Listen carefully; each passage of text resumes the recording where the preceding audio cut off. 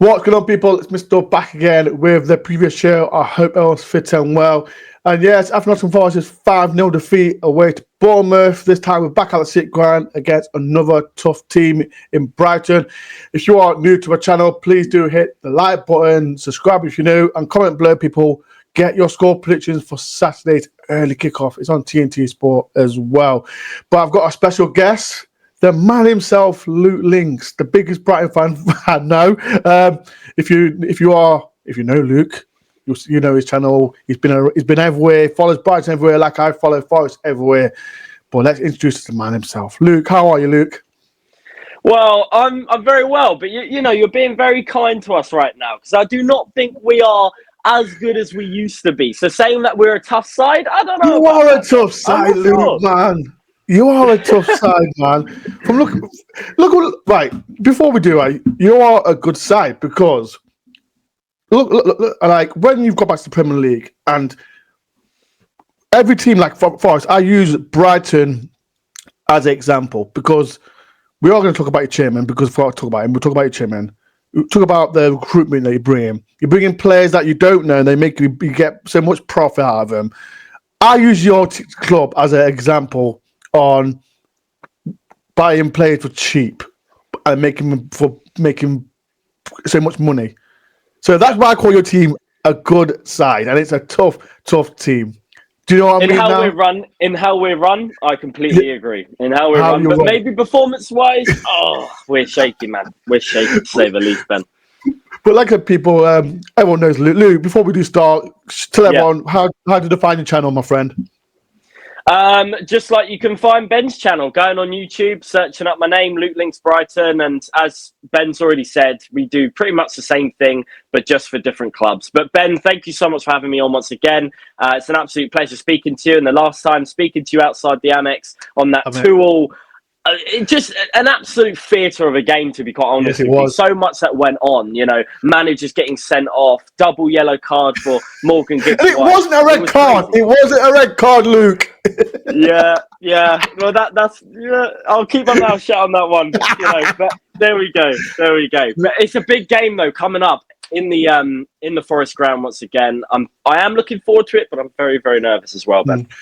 Make sure everyone subscribes to Luke. It's in the title as well. So like I said, people, I was on his channel when we went 2-2, and it was like I said, we watched it, and like I said, I watched Luke's content because, like I said, watching it last year in Europe, and let's before we do talk about Luke, what's it like? Like we could be going to Europe next year. So as a fan, Brighton, you went to Marseille, you went to Rome, you went to as well.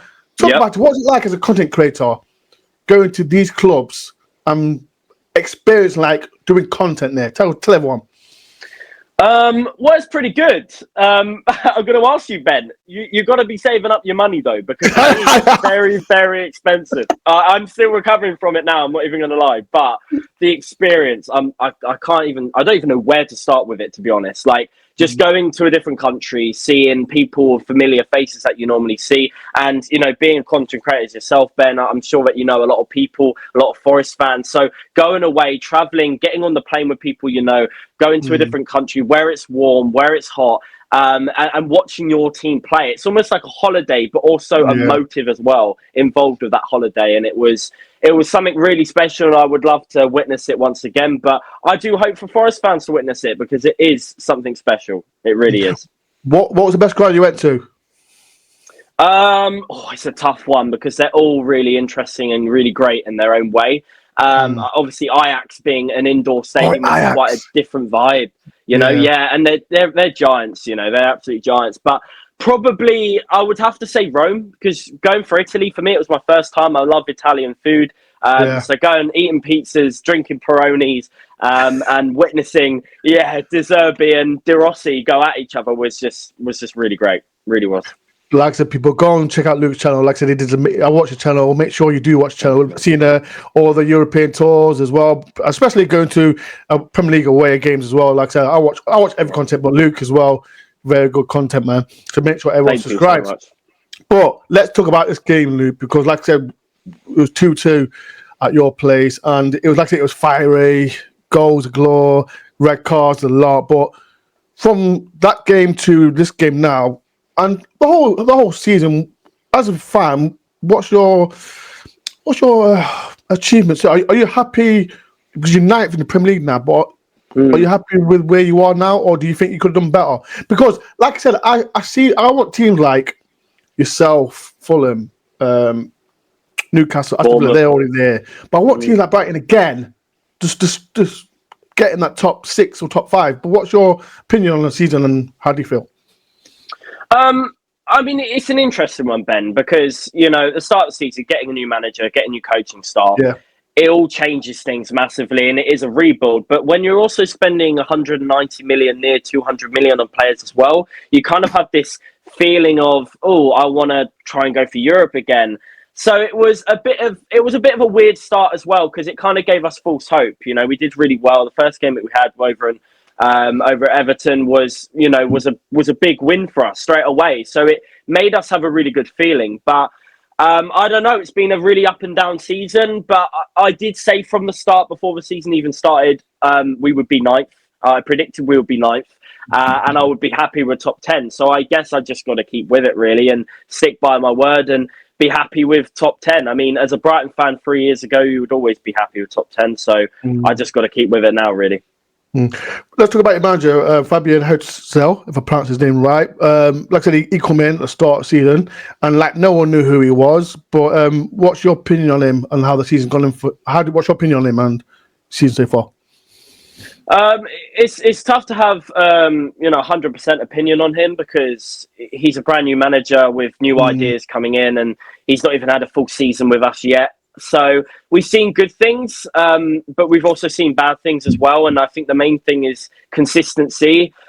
We truly did think that we were going to have another good run, but going up against Everton was a real disappointment. It's a disappointing feeling after that game, especially at home as well. And the weird thing as well is our home form at the moment it seems to be really, really, really low. So yeah, it's an interesting one with Fabian. I don't want to speak too much on him, to be honest, because there is a lot going around with the Brighton fans either liking him or just hating him. So I'm going to keep it as we'll give him to the end of the season, and I'll probably have more of a thought then at the end of the season of where we are. But hopefully we're top 10, and I'll be okay with that. That's a fair comment. Like I said, when you're a brand new manager and you've done so well for the last 2 seasons under for his name now, the one who went to Marseille. I get your situation with when a new manager comes in, but you're ninth in the Premier League, and that's why I've got to say I want to put it into your. Okay, this is another question for you've got a great owner, a fantastic owner, and I think like teams like Forest, and I like myself.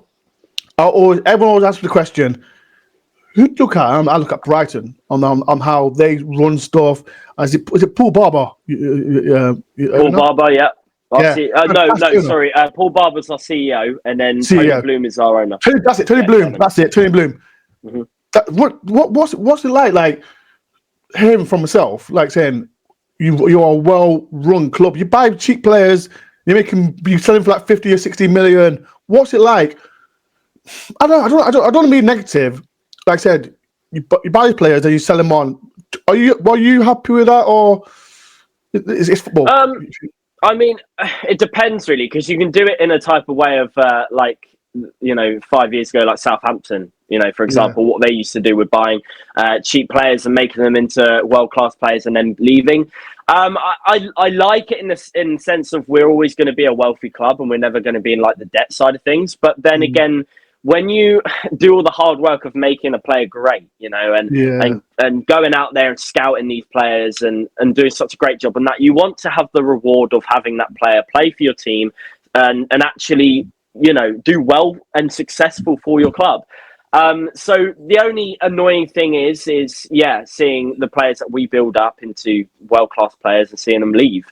But I think Brighton are a bit better at that now, and have been better in the last 2 years, I would say, at keeping those sort of players like Julio Cesar going to the Puskas Awards for that absolutely stunning goal against Man City at the Amex. I thought that he was going to go in the summer after having such an amazing season, but we did succeed to keep him. So we've been doing a little bit better with that. But yeah, it is great having also an owner that is been a long-term fan as well, because that you know he has a desire for the club to do well, and you can see the fan inside of him, you know, when he's celebrating when we're winning games and stuff like that. And the fact that he comes on these away games and he's on the train with the fans coming up to the games, it just means way more, you know, to an owner that he's like that. Oh, that's why I like your club, man. Like I said, and you got to put respect on Brighton because, like I said, you've got a well-run owner, CEO, and like I said, I like it from the outside looking in. Like I said, you bring in, like I said, you brought in McAllister for cheap, and you sold him, and then you bring in. It's just that most of your players and your backroom staff have gone to Chelsea and all that. So it is what it is. But like I said, Brighton, people in the chat as well. If you when you're watching this, how do you feel about Brighton, man? Because like I said, they're a well-run team. I think everyone's got to take them as an example. We know we've got the top 4 circle team, but it's good to see teams like Brighton, Fulham, Bournemouth as well doing fantastic well. Like Forest as well, we're third in place as well. Let's talk about some players, man, because let's talk about Danny Welbeck, because when he scored past us, I thought, bloody hell, he's still got it, man. And you got some other good players like Memento as well. But talk about what players have you been impressed with this season for Brighton?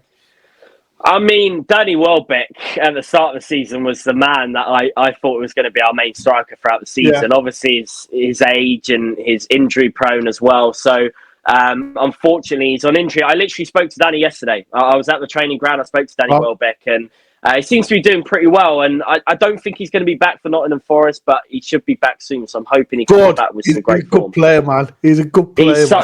And not only that, he is such a great guy as well. You know, you can seriously see that he has his head on his shoulders, and he truly knows what he's doing and what he's talking about football. When I was speaking to him as well, but no, look, Danny Welbeck was great at the start of the season, but having him injured a little bit was a bit rough. Joel Veltman's been seriously consistent, you know, in our defence as well. But it's been an interesting season as well, because I feel like Fabian's been changing things around, bringing players in and out constantly. So we never really know what the starting lineup's going to be. And I think really every player's had equal amount of play just because he keeps switching them around. But yeah, it's to say, you know, to give out a specific player that's going to be a threat it's going to be quite difficult because we are so inconsistent at the moment. So it depends how we play, you know. Question is that, it's a baffled one from a Forest fan. Ferguson, he's been linked with so many clubs. What's your opinion on it? Because he's been linked with Forest little bits, but what's your opinion on Ferguson? Because I thought, you know, when you beat us, was it 3-2 2 seasons ago? When Pedro scored, I think Pedro scored a hat trick. I think it was, and Ferguson got one. But what's your opinion on Ferguson? Like, do you want him to stay? Do you want him to go? I think it'll be incredibly silly for us to get rid of him. You know, with the recent past that he's had and what he can show, his potential at his age. You know, being 20 years old, he's literally the same age as me. And these sort of players, you know, if they're showing those sorts of signs, it's not the sort of players you want to be getting rid of. So, in my opinion, no, I don't want to see him go. I think maybe a loan would be a good idea for him, just to get maybe a bit more game time. Fabian's a bit, as I say, in and out of players coming in and out of the starting 11. So for him to get that consistent game time, maybe put a little bit of pressure off of him as well. I wouldn't like him to go to any Premier League team, really, because I'll just hate to see him scoring against us. He can come against Forest if he wants. Partner up with Wood. I reckon that would be dangerous, but I don't want to see it because I know that would hurt us. You know, if he scored against us, that would kill me. That'd be a shot in the heart, honestly. Let's talk about Forest. We're third. What's your opinion on Forest, Luke? Because, like I said, we're third place. We're rattling some feathers. I know we lost to Bournemouth. People, please don't repeat it on the chat. Please, we lost 5-0 to Bournemouth. But what's your opinion on Forest? I think Forest are incredible. You know, I really do. And I'll be honest with you, I didn't expect it at the start of the season. No one did. I am so no impressed. one did. I'm so impressed, dude. Like, honestly, it kind of reminds me of when Brighton did sort of the same thing. But you guys are doing a little bit better at the moment. Being, you know, in the top 4, possibly Champions League. I don't know. I don't want to jinx you guys. Touching the wood for you, but it's brilliant, man. It's brilliant. Forest are doing so well, and I am happy from, like you said at the start, seeing these, you know, teams like Bournemouth, Nottingham Forest doing bits and actually competing in the top 5 for European positions. it's just great to see. It makes the league so much more interesting, makes it so much better. And let me just say, the fans are way more humble in the clubs like Bournemouth, and they're proper fans, in my opinion. They're like the City fans and the Liverpool fans are all tourists, but these guys are actually born-bred Nottingham Forest, born-bred Bournemouth, born-bred Brighton, and that's why I love it. I love the success. Question I'm going to ask you, Luke. Can Forest get Champions League, yes or no? Do you know what? Why not? Why not? Nottingham Forest the Champions League. Let's do it, man. Let's hear that anthem. Let's hear it in the City ground. People are like this. This is why I say you're going to go subscribe to Luke, because he thinks Forest will get Champions League. So why not? Make sure everyone goes and subscribe to Luke as well, man. Thank you so much, bro. What's your feeling about Saturday? Because, like I said, your away form's better than your home form, isn't it? Like, what's your feeling about this game? Yeah, well, I was speaking on my channel to another friend in the zone with a tone. He normally comes on my channel and has a talk after the game, and we spoke about Forest. And, you know, he seems to be more confident than I am going into this game because, like you said, our away form is better than our home form at the moment. And he kind of reminded me of that and said, look, I think it'll be a better game. I think we'll fight against Forest. But I'm not too sure. Just because of where you are, you're a very, very hard team to beat, very competitive this season. So I'm not too confident in terms of winning the game. I'll be very happy if we drew, to be honest with you. Wow. You're not confident? No. Not at this time. Not after Everton game. If we won against Everton, my mind would have been changed. But we don't have De Zerbi running across the pitch in City ground. You know what? He rattled me. Was it 3-2? Yeah, 3-2. You rattled me. Yeah, absolutely rattled me when he ran the pitch. But I'm not forgiving you for that. Maybe we'll play against Marseille in next year's Champions League, whatever it is.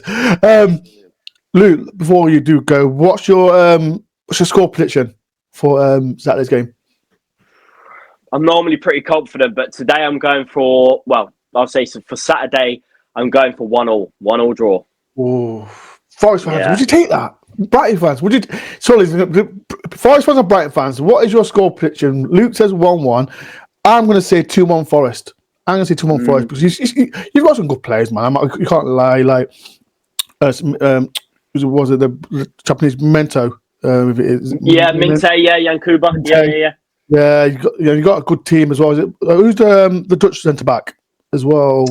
Jan-Paul van Hecker. Van Hecker, that's it. Yeah, because when we went to your place, I think it was Duncan van Vetter was at the back of you, and I thought calm on the ball, strong as well. But it's not. I mean, look, when we went to the City ground last season, we had De Zerbi, and it was a complete different mindset then, you know, and we were very consistent as well. And throughout that game, it was just pure passion. You could see it in the fans, see it in the manager, see it in the players. I don't know this time, you know. That's what I mean. You know, we were like that close to drawing that game, or even possibly losing that game when we came to your ground last. So, you know, we don't have that sort of passion and confidence this season. So that's why I'm a bit like, I don't know. And Forest are even better this season as well. This is why I'm not saying, you know, we're gonna take 3 points. I mean, if we do, it's a bonus. But I'll be humble and I'll say 1-1 for it. Last question, Luke. Can Brighton get any European football? No. Really? Come on. No, not this season. Why? You're ninth in the Premier League.